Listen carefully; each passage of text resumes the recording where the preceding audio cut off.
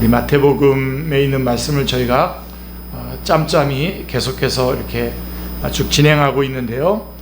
예수님은 산상수훈의 말씀, 마태복음 5장부터 7장이 산상수훈이죠. 산상수훈의 말씀을 마치시고 산에서 내려오셔서 기적을 행하셨습니다. 그래서 마태복음 8장 9장은 마태복음에 5개의 말씀집이 있지 않습니까? 5, 6, 7장이 있고 또 10장이 말씀집인데 그 사이에 8장 9장에 예수님의 기적이 3쌍씩 3번에 걸쳐서 행해집니다. 그래서 첫 번째 3쌍의 기적 이야기는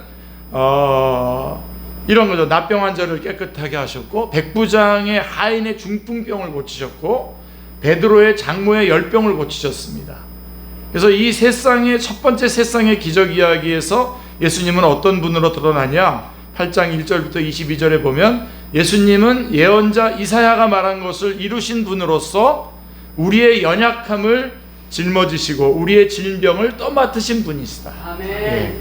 그것 꼭 붙잡으세요. 먼저. 그 다음에 두 번째 세 쌍의 기적 이야기는 바람과 바다를 잔잔케 하셨죠. 그 다음에 귀신 들린 2사람을 고치셨고, 침상에 누인 중풍병 환자를 고치셨습니다. 들고 온 중풍병 환자를 고쳤지 않습니까? 그게 8장 23절부터 9장 8절까지인데 이제 9장 17절까지 쭉 그 이야기가 이어집니다.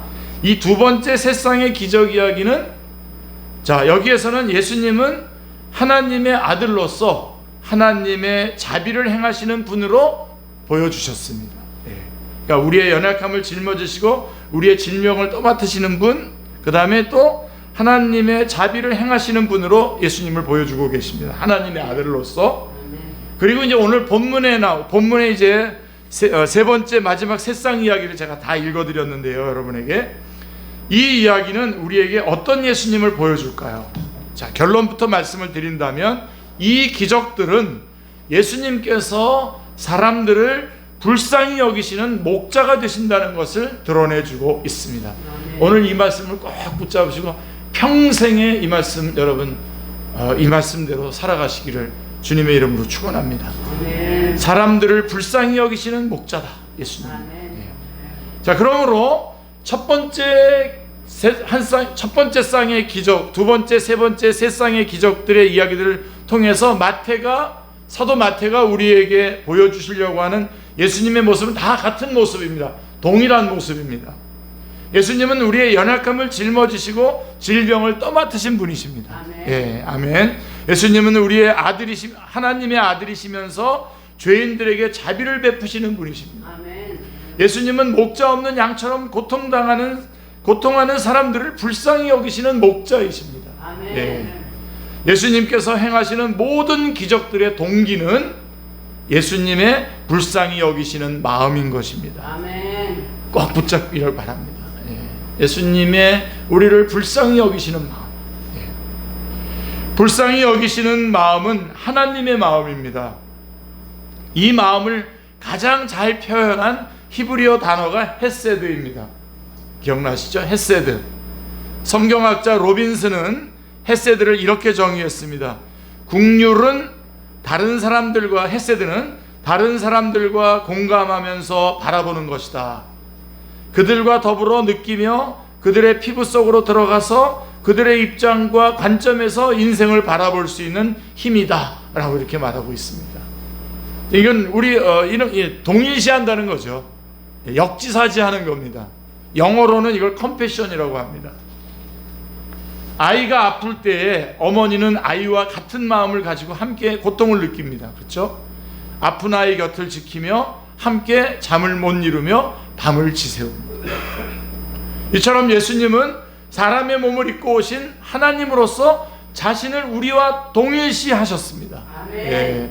죄와 질병과 악한 영의 세력 앞에서 연약하여 무너질 수밖에 없는 우리 인생을 이해하시고 그 고통을 함께 느끼십니다. 아멘. 그래서 고통받는 사람들을 불쌍히 여기십니다. 아멘. 그들의 목자가 되어 돌보아 주십니다.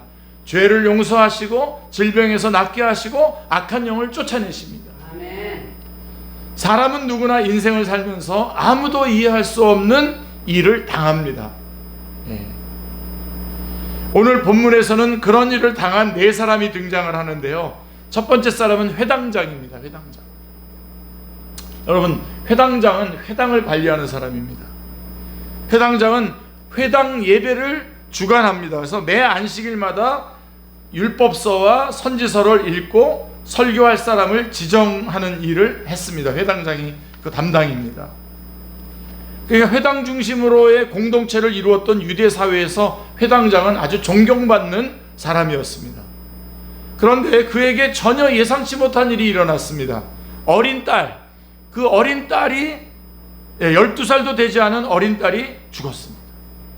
12살에 성인이 되거든요. 내 12살도 되기 전에 내 어린 딸이 죽었어요. 자신의 눈앞에서 어린 딸이 죽어가는 모습을 지켜보는 아버지의 마음이 어떠했겠습니까? 그 누구도 이 아버지의 마음을 이해할 수 없을 것입니다. 정말 이해 못합니다. 당사자가 아니면. 그 찢어지는 마음을 헤아릴 수 없을 것입니다. 그 절망감을 그 누구도 함께 할 수 없었을 것입니다. 회당장은 그 누구도 헤아릴 수 없는 마음을 안고 예수님께로 갔습니다. 그리고 그분 앞에 절하며 말했습니다. 18절에 보면 내 딸이 방금 죽었사오나 오셔서 그 몸에 손을 얹어 주소서. 그러면 살아나겠나이다. 엄청난 거죠. 그랬더니 예수님께서 일어나서 따라가셨어요. 예수님께서 따라가셨다라고 하는 것은 회당장의 요청을 그대로 들어주시겠다라고 하는 의미입니다. 예수님은 죽은 딸을 집에 두고 자신에게 달려온 이 회당장의 마음을 잘 아셨습니다. 그래서 그의 요청 그대로 해주시고자 했습니다. 자, 회당장의 딸은 어떻게 되었습니까? 예수님께서 소녀의 손을 잡으시자 마치 잠에서 깨어나는 것처럼 그의 딸이 일어났습니다. 죽음의 포로가 된 회당장의 딸을 예수님은 그에게 되찾아 주셨습니다. 그 누구도 위로할 수 없던 회당장에게 예수님은 참 위로를 주셨습니다. 그리고 두 번째 사람은 이제 12년 동안 혈루증을 앓아온 한 여자입니다. 자, 그녀는 회당장을 따라가고 계셨던 예수님의 뒤로 와서 옷깃을 만졌습니다. 그녀가 속으로 예수님의 옷을 만지기만 해도 내가 나을 거야 라고 생각했기 때문입니다. 굉장히 중요합니다. 혈루증은 자궁출혈병으로 오늘날 의사들은 이 병명을 자궁근종이나 다낭성 난소증후군 이렇게 추측을 합니다. 계속되는 출혈로 이 여인은 육체적으로 너무나 힘든 상태였을 것입니다. 더구나 물이 귀한 그 지역에서 제대로 씻기도 힘들었을 것입니다. 그녀가 감내해야 했던 신체적 어려움은 상상하기 힘들 정도입니다. 하지만 그녀를 더욱 힘들게 했던 것은 종교적으로 부정하게 여겨져 사실상 세상과 격리되어 살아야 하는 정신적인 고통이었습니다. 혈루증을 앓는 여인은 그가 만지는 것은 물론이거냐 그가 앉았던 자리에 손을 대는 것조차도 부정하게 여겨졌습니다. 그러니까 부지 중에 다른 사람이 그것을 만지게 되면 그 사람은 옷을 빨고 몸을 물로 씻고 저녁까지 부정했습니다. 레위기 15장 22절의 말씀입니다. 그러니 이 혈루증 앓는 여인은 다른 사람들로부터 철저히 격리되어 살아야 했습니다. 너무 감사하죠. 우리 또 요절이 나오면 또 앞에 이렇게 우리 충현 형제님이 레위기 15장 22절도 이렇게 여러분에게 제공해 주는데 여러분 아주 입체적으로 듣잖아요. 말씀을. 너무 감사하죠. 그러니 이 혈루증을 앓는 여인은 다른 사람들로부터 철저히 격리되어서 살아야 합니다. 그렇죠? 그녀는 그렇게 12년 동안을 살았어요. 12년 동안 격리 생활을 보내고 있었습니다. 이 병이 언제 나을지 모르니 격리가 언제 끝날지도 가늠할 수가 없었습니다. 그녀의 외로움과 절망이 얼마나 컸겠습니까? 그렇게 부정하게 여겨지는 여자가 사람들 속으로 들어간 겁니다. 사람들 속으로 들어간 것도 모자라서 예수님의 옷자락을 만진다는 것은 정말로 목숨을 내놓는 행동이었을 것입니다. 혈루증을 앓는 것이 밝혀졌다면 그녀는 돌에 맞아서 죽었을지도 모를 일입니다. 그러나 그녀는 예수님의 옷을 만지기만 해도 내가 나을 거야 라는 믿음 하나로 그 위험한 일을 감행했습니다. 아멘. 우리가 여러분 예수님 앞에 접근할 때 항상 이런 자세로 접근해야 됩니다. 아멘. 예. 정말 생사를 다투는 마음으로 주님 앞에 가셔야 됩니다. 예. 예수님은 그녀를 어떻게 받아주셨습니까? 22절 말씀해 보시면 예수님께서 뒤돌아서서 그 여자를 보고 말씀하셨습니다. 딸아 안심하라, 내 믿음이 너를 구원하였다 라고 말씀하고 있습니다. 딸아 안심하라, 내 믿음이 너를 구원하였다. 예수님께서 말씀하신 즉시 그 여자의 병이 나았습니다. 아멘. 딸아 안심하라고 하는 말씀 속에 예수님의 마음이 담겨져 있습니다. 그녀의 불안, 두려움, 슬픔, 아픔, 고통을 이해하시고 품어주시는 말씀입니다. 딸아 안심하라. 예. 여러분 이 말씀을 평생 여러분을 향한 주님의 말씀으로 믿고 꼭 붙잡고 사시길 바랍니다. 아멘. 딸아 안심하라. 목숨을 걸고 주님께 달려가시고 딸아 안심하라 라고 하는 말씀에 여러분의 위로가 있기를 바랍니다. 아멘. 그래서 주님께서 우리를 천국으로 불러가시더라도 딸아 안심하라 하고 불러가시더라도 안심하고 가시면 됩니다. 예.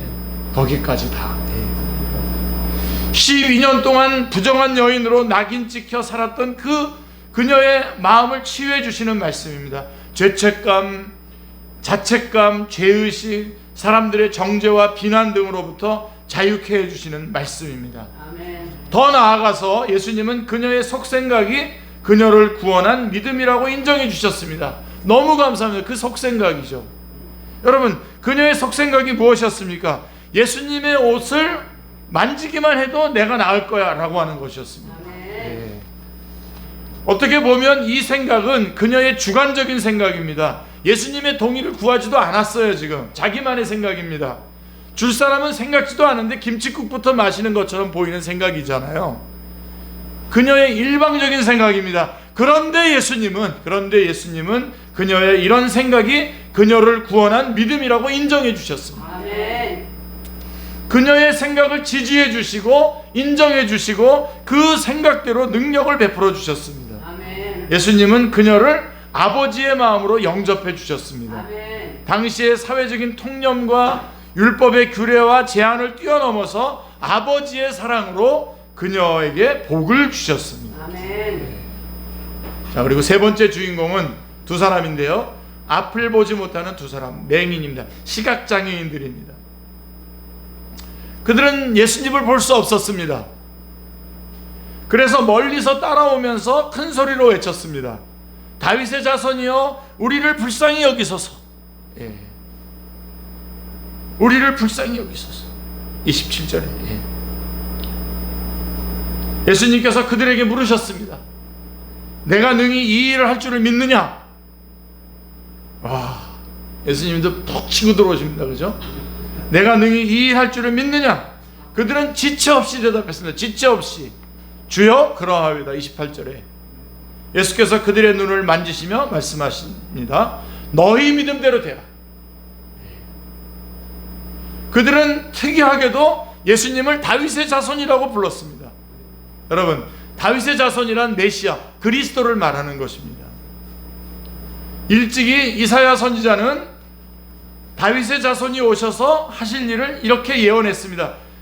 이사야 61장 1절 2절에서 예언한 말씀을 누가복음 4장 18절 19절에서 예수님께서 인용하시면서 말씀하셨는데요. 주의 성령이 내게 임하셨으니 이는 가난한 자에게 복음을 전하게 하시려고 내게 기름을 부으시고 나를 보내사 포로된 자에게 자유를, 눈먼 자에게 다시 보게 함을 전파하며 눌린 자를 자유롭게 하고 주의 은혜의 해를 전파하게 하려 하심이라 라고 말씀하고 있습니다. 눈먼 자에게 다시 보게 함을 전파하며, 그들은 다윗의 자손이 오셔서 눈먼 자에게 다시 보게 함을 전파하실 것을 믿었습니다. 네. 그들은 비록 눈을 감고 있었지만 예수님께서 다윗의 자손이심을 알았습니다. 아멘. 그들은 성경을 잘 알았고 예수님을 잘 알았습니다. 이뿐만 아니라 자신들을 잘 알았습니다. 자신들이 불쌍하다는 것을 알았습니다. 자, 지금 제가 말씀한 거 여러분 기억나세요? 이들은 정말 귀중합니다. 이게 다. 그들은 성경을 알았어요. 예수님을 알았어요. 아멘. 그리고 자기를 알았어요. 아멘. 자기가 불쌍하다는 걸 알았어요. 아멘. 예? 이게 너무 중요합니다. 그래서 예수님께 자기들을 불쌍히 여겨주시도록 요청을 한 것입니다. 자기를 불쌍하다고 여기지 않는 사람들이 얼마나 많습니까? 우리는요, 여러분, 지금부터 평생토록 주님 나라 갈 때까지 하나님 앞에서 나는 불쌍히 여김을 받아야 될 자라고 하는 것을 끝까지 놓치지 마시기 바랍니다. 아멘. 자, 우리는 언뜻 생각하기를 이들이 시각장애인이니까 불쌍하지, 앞을 못 보고 사니까 불쌍한 사람들이지 라고 이렇게 생각할 수 있습니다. 그러나 당시에 유대사회에서의 질병과 장애는 죄의 결과물 혹은 부정한 것으로 취급되었습니다.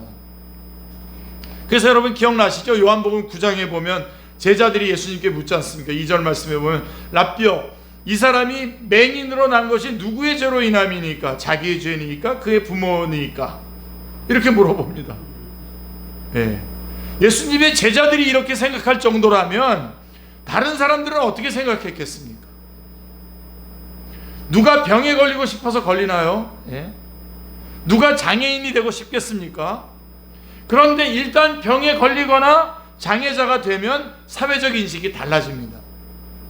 사회적 인식이 그러니 본인의 생각도 그렇게 변할 수밖에 없어요. 예.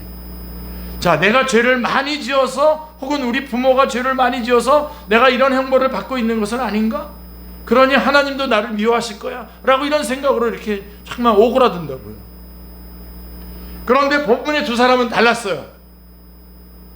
오늘 나온 사람들 다 보면 다 주님 앞에, 주님도 훅 들어오시지만 그 사람들도 보면 다 같이 주님 앞에 뛰쳐나갔어요. 달려나갔어요. 이 두 사람도 달랐습니다. 그들은 자신들이 하나님의 아들로부터 긍휼히 여김을 받을 자들임을 알았고 예수님께 불쌍히 여겨달라고 요청했습니다. 아멘. 이게 우리의 신앙의 최고의 하이라이트입니다. 아멘. 나를 불쌍히 여겨달라고 주님께 구하는 그 시간이 우리의 신앙의 최고의 정점입니다. 아멘. 여러분, 이게 쉬운 일 같아도요 결코 쉽지 않습니다. 믿음이 있어야만 가능한 일입니다. 아멘. 자, 한번 보세요. 자, 우리가 어떤 사고를 당하든가 질병에 걸린다든가 안 좋은 일을 당할 때 우리는 어떤 생각을 해야 할까요? 오늘 이 원리를 꼭 붙잡으세요. 어떤 생각을 해야 될까요? 자, 내가 예수님께로부터 불쌍히 여김을 받아야 될 사람이다, 나는. 이렇게 생각을 해요. 아멘. 그렇게 생각해야 돼요. 자, 그렇게 하기로 다 우리 아멘입니다. 네. 예. 그래야 예수님께 요청할 수 있어요. 아멘. 예. 교만해서 여러분 예수님께 못 나오는 사람들도 많지만요, 자기가 절망해가지고 아예 예수님에게 못 나오는 사람들도 얼마나 많은지 몰라요. 나 같은 게 어떻게 주님 앞에 나가? 나 같은 게 어떻게 주님 앞에 기도를 해? 아니에요. 그러니까 내가 어려운 일을 당하고 힘든 일을 당하고 질병에 걸렸다든가 이랬을 때에 내가 예수님께로부터 나는 불쌍히 여김을 받을 사람이다, 받아야 될 사람이다 라고 믿고 예수님께 요청을 하는 것입니다. 아멘. 자신을 탓하거나 다른 사람의 시선에 쪼들리거나 상황을 원망하거나 하지 않고 본문의 두 사람은 주님을 향해서 외칠 수 있었습니다. 다윗의 자손이여, 나를 불쌍히 여겨 주시옵소서. 아멘. 그렇게 외칠 수 있었던 것입니다. 이게 믿음입니다, 여러분. 아멘. 그래서 어떻게 했어요? 예수님께서 그들의 요청대로 그들을 불쌍히 여겼어요. 하나님이 창조하신 아름다운 세상을 두 눈으로 보지 못하는 그들을 불쌍히 여기셨습니다. 빛이 없는 컴컴한 어둠 속에서 살아야 하는 그들의 인생을 불쌍히 여기셨습니다. 사랑하는 사람의 얼굴을 볼 수 없는 그들의 안타까운 처지를 불쌍히 여기셨습니다. 그리고 그들의 믿음대로 그들의 눈을 뜨게 하셨습니다. 아멘. 자, 그리고 마지막 사람은 네 종류의 사람인데 사람은 5사람이네요, 그죠? 마지막 사람은 귀신 들려 말하지 못하는 사람입니다. 예. 그 사람은 사람들의 손에 이끌려서 예수님께 왔습니다. 예수님께서 귀신을 내쫓자 말 못하던 사람이 말을 하게 되었습니다. 아멘. 여러분 한번 상상해 보십시오. 말을 할 수 있다라고 하는 것은 사람의 특권입니다. 말을 한다는 것은. 예. 사람이 아름다운 것은 말을 할 수 있는 능력이 있습니다. 사람이 사람다운 것은 말을 할 수 있는 능력이 있습니다. 우리는 말을 통해 서로의 생각을 소통합니다. 감정을 나누기도 합니다. 그러니 사람에게 말 못하는 것만큼 답답한 일은 없습니다. 마음속에 있는 것을 말로 표현하지 못하는 답답함은 겪어보지 못한 사람은 이해할 수 없습니다. 귀신은 그의 귀를 막고 혀를 붙잡았습니다. 그가 분명 사람인데 사람처럼 살 수 없게 만들었습니다. 근데 예수님은요, 예수님은 그가 말을 하지 않아도 그의 답답함을 아셨습니다. 아멘. 그의 말 못하는 고통을 이해하셨습니다. 아멘. 귀신을 내쫓아 그가 말을 할 수 있게 해주셨습니다. 아멘. 아멘. 예. 그래서 35절에 보면 예수님이 행하신 이 사역에 대한 요약이 나와요. 35절에. 예. 지금부터가 본격적으로 여러분에게 마무리하면서 말씀드리고 싶은 부분들입니다. 35절에 보면 예수님께서 모든 도시와 마을에 두루 다니사 그들의 회당에서 가르치시며 천국 복음을 전파하시며 모든 병과 모든 약한 것을 고치시니라 라고 말씀하고 있습니다. 예수님이 행하신 사역에 대한 요약입니다. 예수님은 모든 성읍과 마을을 두루 다니시면서 온갖 질병과 고통을 치료해 주시고 하나님 나라에 대한 기쁜 소식을 전하셨습니다. 아멘. 자, 예수님께서 이렇게 하신 게 왜 그래? 예수님께서 이렇게 하신 것은 왜 그렇게 하셨습니까? 그들을 목자 없는 양처럼 보시고 불쌍히 여기셨기 때문입니다. 아멘. 예, 다시 한번 여러분, 제가 불쌍히 여기셨다는 이 말씀으로 다시 여러분 주제를 끌고 왔습니다. 지금. 예. 예수님이 이런 기적들을 베푸시고 이런 역사들을 하시는 그 동기가 뭐냐? 그 마음이 뭐냐? 이들이 목자 없는 양처럼 불쌍하게 여겨졌기 때문입니다. 아멘. 그래서 36절에 보면 무리를 보시고 불쌍히 여기시니 이는 그들이 목자 없는 양과 같이 고생하며 기진함이라 라고 말씀하고 있습니다. 가축 중에서 양은 가장 연약한 동물입니다. 눈이 어두워서 판단력이 흐려요. 다리가 짧아서요 빨리 뛸 수도 없어요. 몸에 털이 많아서요 가시덤불 같은 데 걸리거나 균형을 잃어서 쓰러지기가 쉽습니다. 양은 스스로 먹이를 찾을 수 없고 스스로 자신을 방어할 능력도 없어요. 그러므로 양에게 있어서 목자가 없다는 것은 그거는 비극입니다. 절대절명입니다. 양과 목자의 관계는 절대절명입니다. 길을 잘못 들어 웅덩이에 빠지고 가시덤불에 갇히고 또 낭떠러지기에서 떨어져 다치고 온갖 질병에 시달리게 되죠. 성경은 사람을 양에 비유합니다. 여러분 이해가 되세요? 성경은 우리를 양에 비유하는데 언뜻 생각하면 이거 좀 모순인 것 같지 않습니까? 왜냐하면 사람은 만물의 영장이라고 일컬어지고 있지 않습니까? 그리고 사람은 지구상의 모든 피조물보다도 강하잖아요. 먹이 사슬의 정점에 있는 포식자인데 그런 인간을 양에 비유했다는 것은 모순처럼 보입니다. 그러나 여러분 하나님의 말씀은 진리입니다. 아멘. 보세요. 인간은 지혜로운 것 같지만요 눈이 어두워서 한 치 앞도 못 바라봅니다. 이거를 여러분 좀 먼저 여기서부터 출발을 하셔야 됩니다. 인간은 강한 것 같지만 연약합니다. 눈에 보이지 않는 바이러스의 공격에도 쉽게 무너집니다. 다시 재차 지금 변이들이 막 공격하고 있다고 하는데요. 인간은 자신의 길을 잘 아는 것처럼 보이지만 알지 못합니다. 잘못된 길로 들어서기가 일쑤입니다. 특별히 인간은 질병과 죽음과 악한 영들 앞에서 무기력합니다. 이들의 공격에 찢기고 상처입고 쓰러지고 그 생명을 다합니다. 그러고선 끝납니다. 바로 예수님이 오신 이유는 이들에게 목자가 필요했기 때문입니다. 아멘. 그분은 우리의 생명 양의 문이셔서 우리의 생명이시지만 또한 우리의 목자가 되셔서 우리의 삶을 또 책임져 주십니다. 아멘. 하나님은 오래전에 에스겔 선지자의 입을 통해서 참 목자를 보내주시겠다고 약속하셨습니다. 아멘. 네, 에스겔 34장 23절 말씀, 이 말씀은 여러분 내용을 다 암기하지 못하시더라도 에스겔 34장 24절은 기억하셔야 됩니다. 너무나 중요한 말씀이기 때문에요. 내가 한 목자를 그들 위에 세워 먹이게 하리니 그는 내 종 다윗이라. 그가 그들을 먹이고 그들의 목자가 될지라.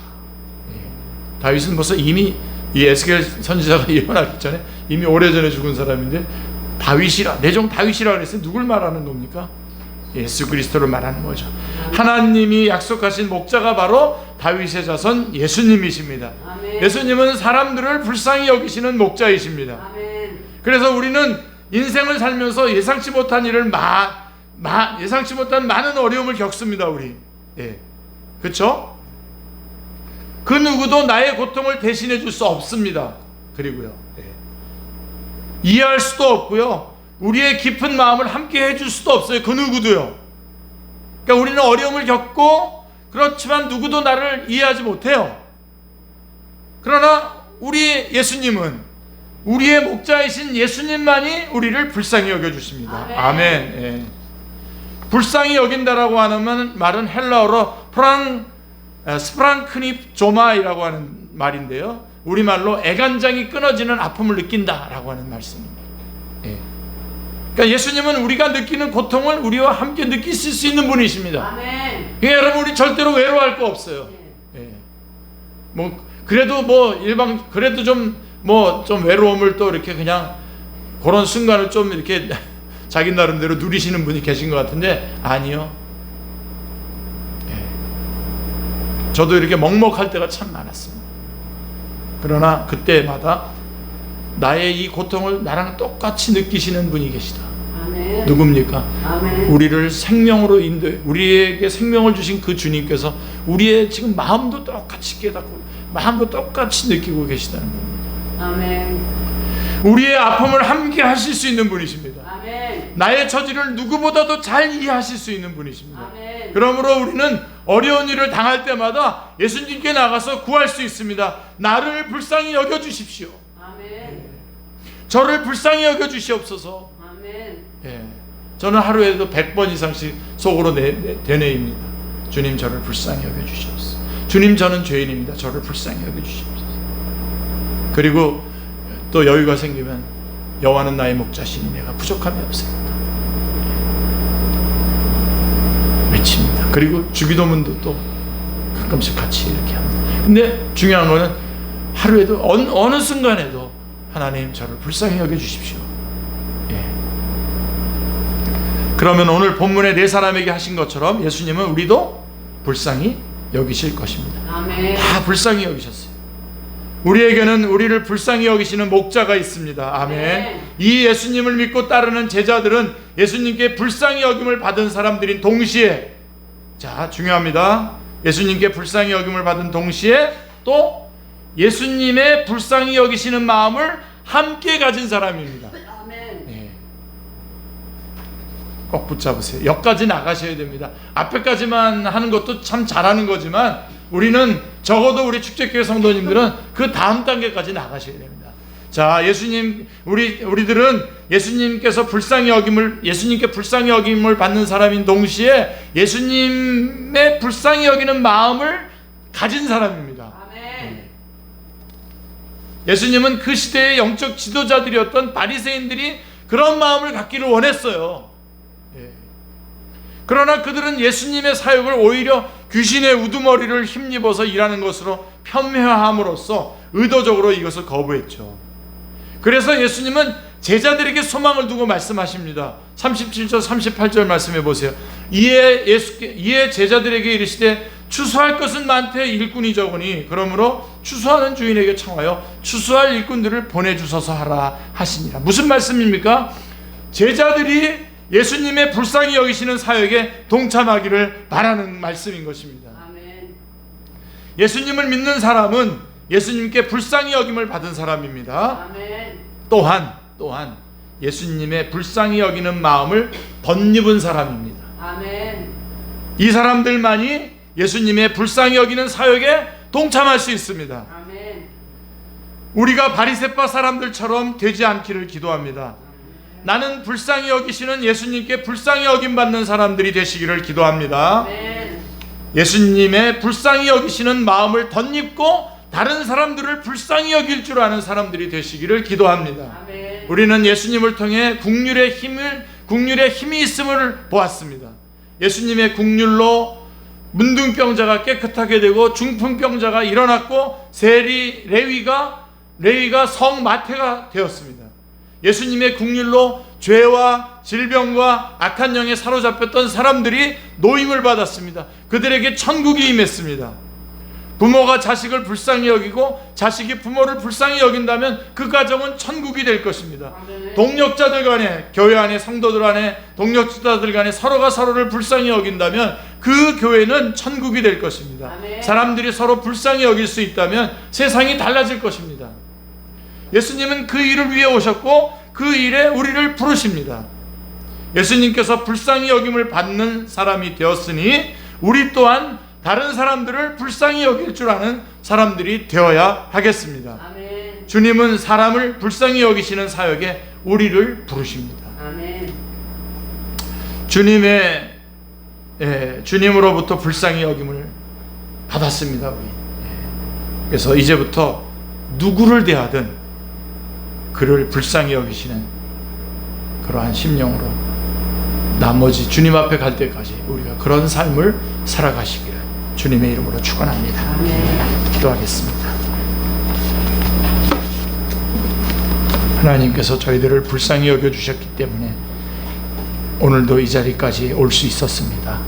주님 앞에 예배드릴 수 있었습니다. 하나님, 그렇게 많은 순간들, 저희들이 어려움을 겪는다고 생각했던 그 많은 순간들, 그때마다 주님께서는 딴 데 계시지 않으셨고 저희와 함께 같이 그 고통을 겪어내시면서 저희들을 불쌍히 여기셨습니다.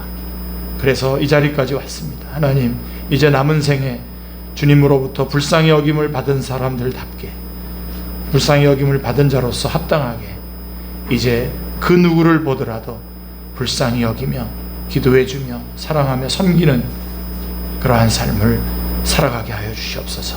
그렇게 불쌍히 여기다가 정말 진심으로 이 땅에서 살아가고 있는 우리를 불쌍히 여기셔서 우리를 천국으로 부르시는 그때에 천국에 들어가서 감사와 찬송과 영광을 올려드릴 수 있는 저희들이 다 되게 하여 주옵소서.